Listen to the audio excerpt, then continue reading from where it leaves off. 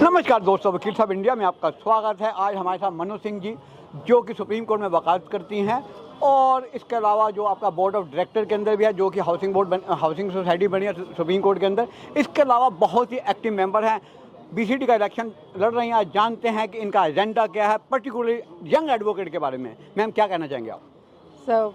नमस्कार सभी साथियों को। मनु सिंह अधिवक्ता आप लोगों के लिए हमेशा तत्पर खड़ी रहूंगी और यंग एडवोकेट्स के लिए हमारा यही कहना है कि उन्हें काफ़ी सुविधा और प्रिविलेज की ज़रूरत है जो कि हम मुहैया नहीं करा पाते हैं। तो सबसे पहला एजेंडा तो यही है कि उनके लिए एक उपयुक्त ऑफिस होना चाहिए, उनके सीनियर्स अच्छे होने चाहिए जो कि उनको सहायता के साथ साथ थोड़ा सा फाइनेंशियल अपलिफ्ट भी कर सके। क्या आपने अभी तक यंग एडवोकेट की प्रॉब्लम को आइडेंटिफाई किया है? जी हाँ, बिल्कुल।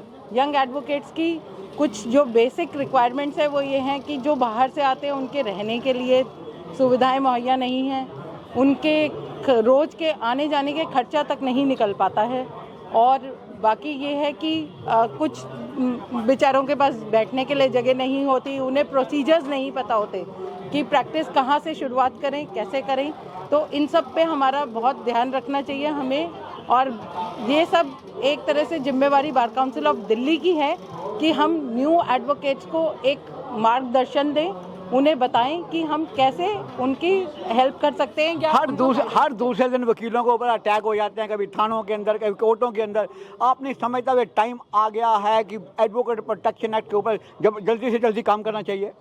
जी बिल्कुल, एडवोकेट प्रोटेक्शन एक्ट काफ़ी पहले आ जाना चाहिए था, बट फॉर सम रीजंस वो पेंडिंग है।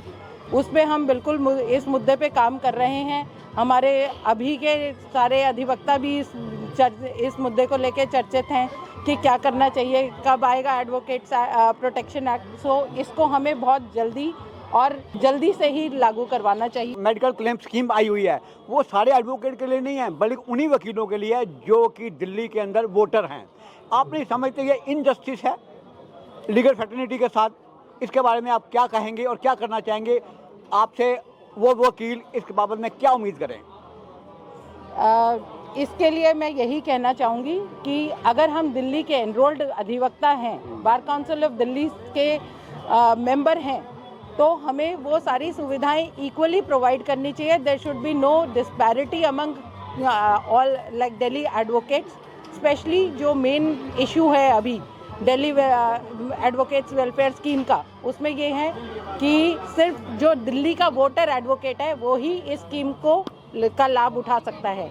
इसका मेरा एजेंडा है enhanced welfare, wherein we will work on this and we will implement this to entire Delhi NCR advocates, not only to Delhi advocates, those who are only voters.